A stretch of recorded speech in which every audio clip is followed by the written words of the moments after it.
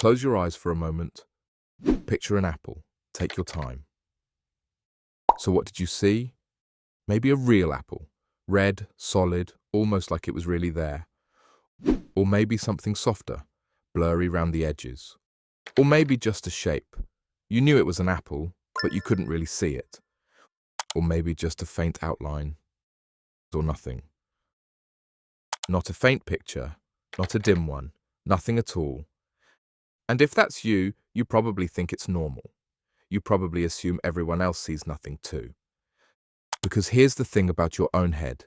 You can't compare it to anyone else's. You've never been inside someone else's head. Nobody has. So when a friend says they can picture something, you nod. Because you can picture something too.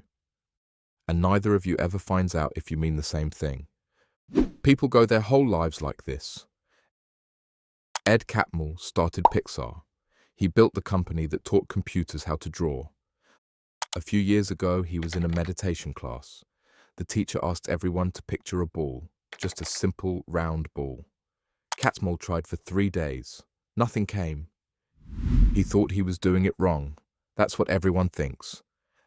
Later, he found other animators at Pixar who couldn't do it either.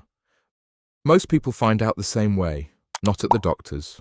In the middle of a normal conversation, someone describes a memory and it doesn't quite add up.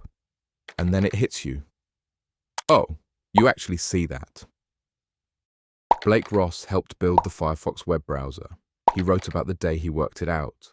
He hadn't found out he had a condition. He'd found out that everyone else wasn't just using a figure of speech. In 2015, a doctor at Exeter University finally gave it a name. Aphantasia. It comes from an old Greek word, Aphantasia, which means image. Stick A on the front, which means without, and you get without image.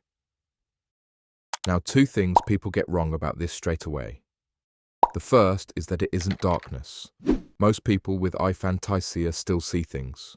A flash here and there, faces in dreams. The pictures aren't gone. They just can't call one up when they want to. The second is that they still know what things look like. Ask them if spinach is darker than lettuce and they'll answer right away. And they'll be right. They know exactly what everything looks like. They just can't look at it. So what's actually different in there? The knowledge is still there. The dreams still show up. So what's changed? The first person to ask was a scientist called Galton back in 1880. He asked 100 men to picture their breakfast table. Some of them couldn't do it at all. And Galton spotted the part that still matters most. They didn't know.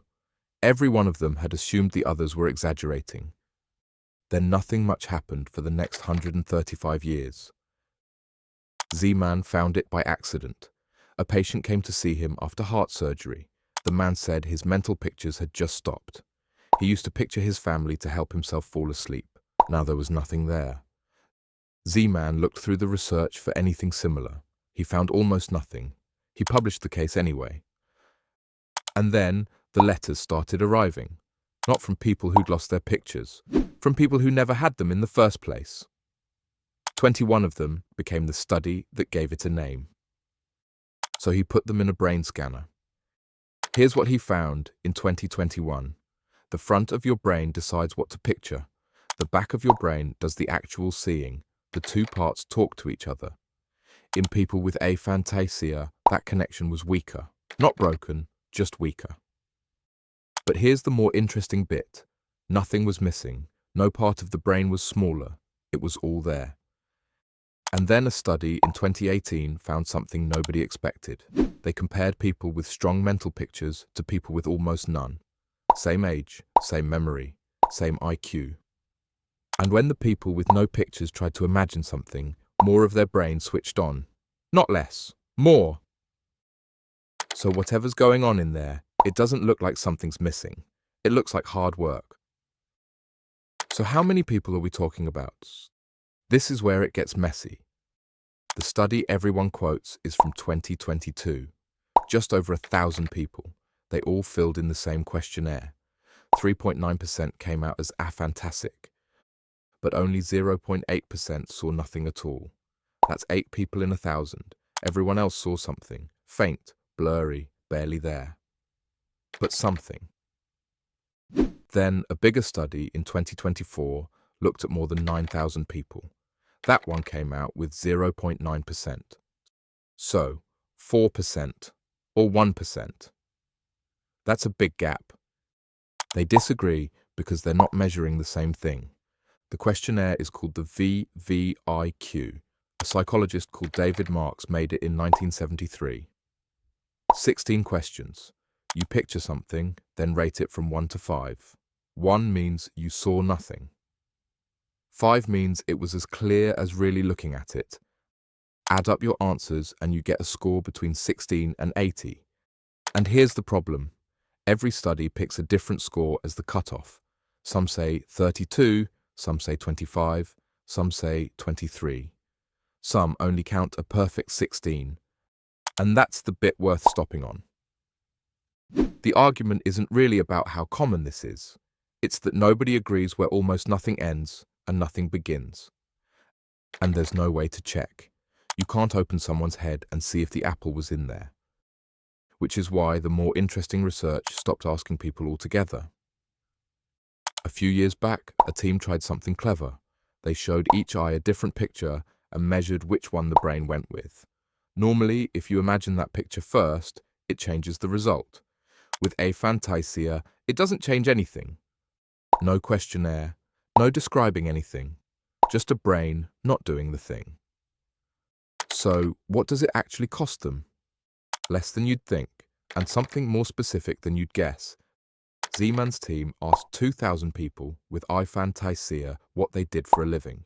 More than 1 in 5 worked in science, computing, or maths. He thinks it might actually help with technical work, and that hyperphantasia, the opposite extreme, pushes people more towards art. He's careful about it, though. He points out the exceptions himself. In 2019, he helped put on an art exhibition, all of it made by artists with aphantasia. But there is one cost that keeps showing up, and it's easy to say fast and much harder to actually think about. People with aphantasia score differently on memory for their own life, not memory in general. That part works fine. It's the reliving that's harder. Think about what that means. You know the holiday happened. You know who was there. You know what the room looked like and what people said. All of it's still there. You just don't get to go back and stand in it. And there's a harder version of that. Someone dies. You keep everything you knew about them, every fact, every habit. You could describe their face to a stranger, but you can't look at them. And this is what makes the whole thing more than just a strange fact. Until 2015, there was no word for this.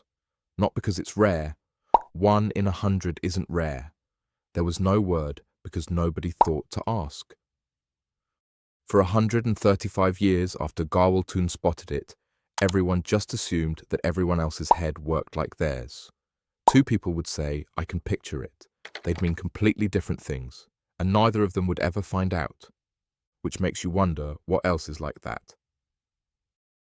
So, the apple. What did you actually see? Put your number in the comments, 1 to 5. Then, go and ask someone who knows you well. And actually listen to the answer. You'll be wrong about at least one person you thought you had figured out. Which is sort of the whole point. This is the one thing about a person you can't see from the outside. If you got something out of this, subscribe. There's a new one every week.